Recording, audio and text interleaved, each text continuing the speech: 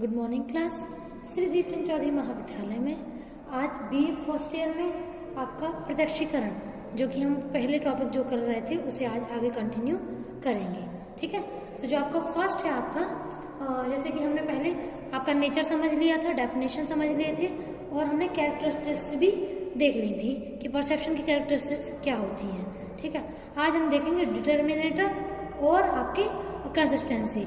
ठीक है, डिटर्मिनेटर of perception को समझेंगे आज कि परसेप्शन को क्या क्या चीजें हैं जो निर्धारित करती हैं, परसेप्शन किस किस बेस पे होता है। ठीक है, और परसेप्शन को करते समय ठीक है कौन कौन सी चीजें बदलती हैं और जिसकी बेस पे परसेप्शन भी में चेंजेस नहीं होते हैं। ठीक है, तो अगर हम बात करें सबसे पहले तो वो है आपका क्या अनुभव। ठीक है, तो अगर हम निर्धारक की बात करते हैं कि परसेप्शन कहाँ कहाँ से निर्धारित होता है, क्या क्या चीजें हैं जो परसेप्शन को निर्धारित करती हैं, तो पहला फैक्टर आपका है जैसे मान लीजिए आपका पहला है अनुभव। ठीक है, तो अनुभव को देखिए हम सभी जानते हैं कि अनुभव जो है, जैसे अगर हम पहले फैक्टर की बात करें एक्सपीरियंस, एक्सपीरियंस क्या होता है? एक्सपीरियंस व्यक्ति का वो फैक्टर होता है जिसमें पर्सन जो है वो एक तरीके से अपने आसपास की जो उसके जो आसपास लोग हैं, चाहे उसके दोस्त हों, परिवार हो, रिलेटिव हो, ठीक है, पड़ोसी हो, स्कूल कॉलेज के टीचर हो,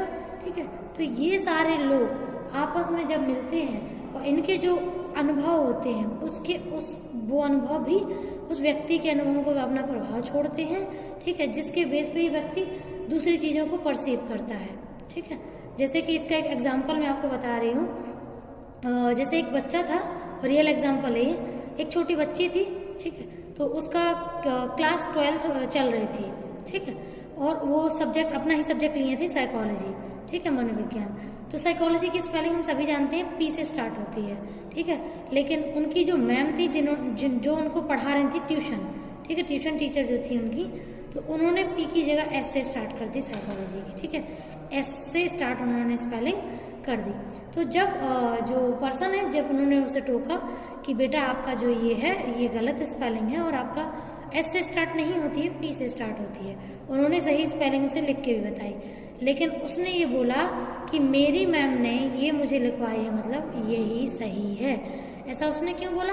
क्योंकि उसकी मैम ने जो उसे बताया। अब बच्चा क्या है, बच्चे की उसकी मैम के जो एक्सपीरियंस थे, उसके एक्सपीरियंस उसके बच्चे के एक्सपीरियंस में जुड़ गए, उसका अनुभव उसमें जुड़ गया। अब उसने ये बात मान ली कि ये चीज मतलब सही है, मतलब सही है। ठीक है, तो अब उसने वो चीजें क्यों मानी? क्योंकि वो टीचर पे बिलीव करता है। तो टीचर के एक्सपीरियंसेस को उसने तब लिया जब वो उसे अपना आइडियल मानता है। ठीक है, तो आइडियल मानने की वजह से भी कुछ अलग अलग एक्सपीरियंसेस पर्सन अपने लाइफ से भी करता है, दूसरे की लाइफ के एक्सपीरियंसेस भी वो लेता है। तो ऐसा जरूरी नहीं कि कोई भी एक्सपीरियंसेस केवल अपना हो, कभी कभी कुछ एक्सपीरियंसेस व्यक्ति जो है वो दूसरे लोगों के एक्सपीरियंस को भी अपने अंदर लेता है और उस वजह से भी वो उन चीजों को ढाल लेता है। ठीक है, नेक्स्ट है आवश्यकता। ठीक है, तो हम सभी जानते हैं क्या बोलते हैं कि जो आवश्यकता है नीड के अकॉर्डिंग भी हमारा परसेप्शन बदलता है। जैसे मान लीजिए अगर हमें किसी चीज़ की ज़रूरत है और अगर हमें सामने वाला वो चीज़ें उतनी जल्दी अवेलेबल नहीं कराता है, तो हमारे अनुभव उस व्यक्ति के या उस चीज़ के अंदर से के प्रति जुड़ जाते हैं। ठीक है, तो हमारी ज़रूरत के हिसाब से भी हमारे अनुभव या हमारा प्रत्यक्षीकरण बनता है। ठीक है, नेक्स्ट है आपका उद्दीपक मूल्य। तो ये भी है कि जो सामने वाली जो चीज़ है उसकी हमारी लाइफ में वैल्यू है या नहीं है। अगर वैल्यू होगी तो उससे हमें एक्सपीरियंस जुड़ेंगे। जैसे 10 पर्सन है, अलग अलग सब्जेक्ट में अपना इंटरेस्ट रखते हैं। ठीक है, तो अलग अलग सब्जेक्ट के लिए उनकी वैल्यू अलग होगी और उनके एक्सपीरियंस भी उस सब्जेक्ट के लिए अलग अलग बनेंगे।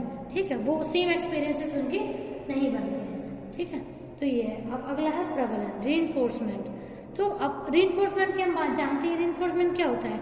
जब हमें कोई काम करने के बदले कोई पुरस्कार मिले, ठीक है, तो उस पुरस्कार के लिए मतलब उस पुरस्कार को पाने के लिए हम अपने चीज़ों को देखने का नज़रिया क्या है, हम अपना बदलते भी हैं या फिर उस नज़रिए के अकॉर्डिंग अपनी चीज़ों को परसेप्शन में ढाल लेते हैं।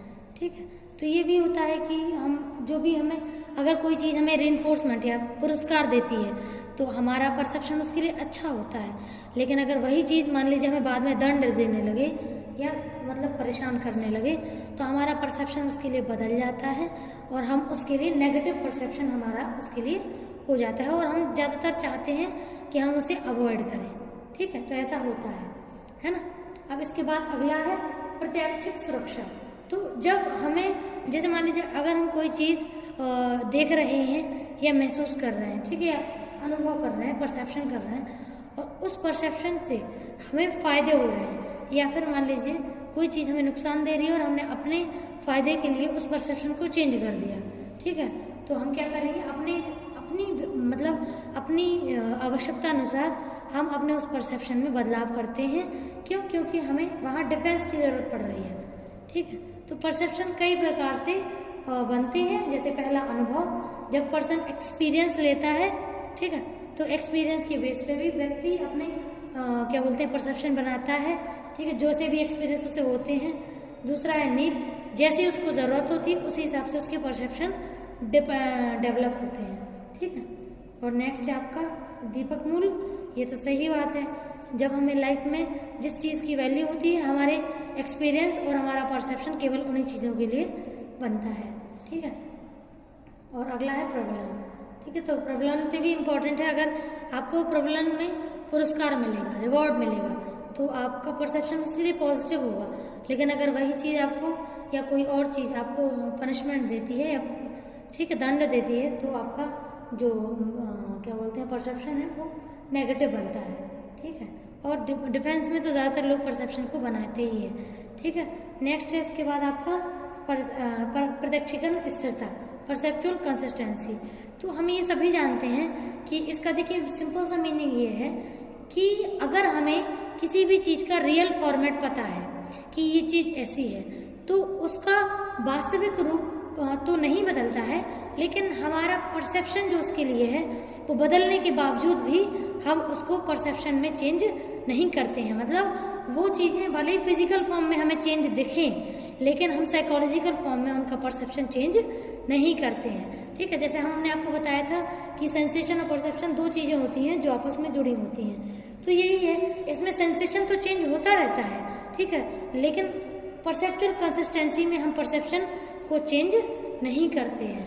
ठीक है, तो ये होता है। तो जैसे कि मान लीजिए आपका ये पहला है, जैसे ये है आपका पहला, ठीक है, सेफ कंसिस्टेंसी है। तो सेफ कंसिस्टेंसी का मतलब मान लीजिए जैसे कि आपकी गाड़ी है, ठीक है, क्या है आपकी कार है, ठीक है, तो कार का मान लीजिए क्या बोलते हैं, कार का मान लीजिए सेफ ऐसा है, ठीक है, ये इसकी हेडलाइट है, ठीक है, और ये आपका ये बैक पोर्शन है पूरा, ठीक है, ये आपका क्या है कार है, ठीक है। तो जब ये आपके पास रहेगी, ठीक है, तो आपको मान लीजिए ये दिख रही है कितनी बड़ी, ये है पास रहने में, ठीक है, और जब आप ये आपसे दूर जाएगी तो ये हो जाएगी मान लो इतनी, ठीक है। तो इसका क्या होगा, नहीं सॉरी, ये तो साइज है, सेफ नहीं, ये तो है साइज, ठीक है। जैसे मान लीजिए अगर इसकी बात करें हम लोग साइज कंसिस्टेंसी की, तो साइज कंसिस्टेंसी में जब पास में जब कोई चीज रहती है तो वो इतनी बड़ी दिखाई देती है, लेकिन जैसे मान लीजिए अगर हम आपके सामने ये हाथ करें और हाथ को ऐसे ऐसे ऐसे ऐसे दूर ले जाते हैं, तो आपका जो साइज है वो इससे इतना हो जाएगा, ठीक है। तो आपकी आंखों पर जो इमेज बन रही है, ठीक, आपकी आईज में जो इमेज बनेगी, ठीक है, वो पहले इतनी थी जब पास में थी, और जब दूर जाएगी तो इतनी बन जाएगी, ठीक है। तो इसका मतलब ये नहीं है कि जो कार है या कोई भी चीज है वो छोटी हो गई है ना, उसका रियल फॉर्मेट क्या होगा, छोटा होगा, ऐसा जरूरी नहीं होता है। इसका जो फॉर्मेट है वो बड़ा ही रहता है, ठीक है। आप चाहे वो चीज पास रहे या दूर रहे, आपके लिए वो चीज क्या रहेगी, वो आपके लिए उतनी ही रहेगी, ठीक है, बराबर ही रहेगी। ऐसे ही हम बात करें शेप में, तो जैसे मान लीजिए अगर हमें पहले इतनी बड़ी दिख रही थी पास में, ठीक है, और मान लीजिए हमें ऐसी दिखने लगे, ठीक है, ऐसे दिखने लगे दूर जाके, तो इसका मतलब ये नहीं कि उसका शेप बदल चुका है, नहीं, शेप तो वही रहेगा, ठीक है। तो ये इसमें होगा, ठीक है। तो समझ में आ गया सभी को कि शेप तो वही रहेगा, है, चाहे चीज आपके पास हो या दूर हो, ठीक है। तो इसका मतलब ये है कि कोई भी चीज सेंसेशन में भले ही हमारे आंखों पे इमेज छोटी या बड़ी बनी रहे, लेकिन अगर हमारे पास उससे रिलेटेड परसेप्शन है या स्कीमा सेव है तो वो चीज़ कितने भी पास रहे या दूर रहे, उसकी जो इमेज है वो उतनी ही बनी रहती है। ठीक है, तो सेव और साइज कंसिस्टेंसी में ये होता है। फिर कलर कंसिस्टेंसी, तो कलर का मतलब जैसे मान लीजिए अगर हमने चेरी रेड देखा है, ठीक है, या फिर हमने डार्क रेड देखा है, मरून जिसे बोलते हैं, या हल्का लाल देखा है, तीनों कलर की जो कंसिस्टेंसी है वो अलग होती है। ठीक है, तो अगर मान लीजिए हमने तीनों कलर का डिफरेंशिएशन करना है, पता है, हमारे अनुभव से जुड़े हुए हैं, तो वो कलर हम चाहे दिन में देखें या रात में देखें, हमें वैसे ही परसेप्शन होता है। क्यों होता है? भले आंखों पे अलग इमेज बन रही है, लेकिन परसेप्शन हम उसका वैसे ही करते हैं कि ये वाला रेड है। ठीक है, क्यों? क्योंकि यहाँ पे कंसिस्टेंसी बनी रहती है, बिकॉज ऑफ हमारे परसेप्शन की वजह से उसमें कंसिस्टेंसी बनी रहती है। ठीक है, तो ये इसमें आपका आज का ये टॉपिक है, आगे हम कल कंटिन्यू करेंगे। Thank you.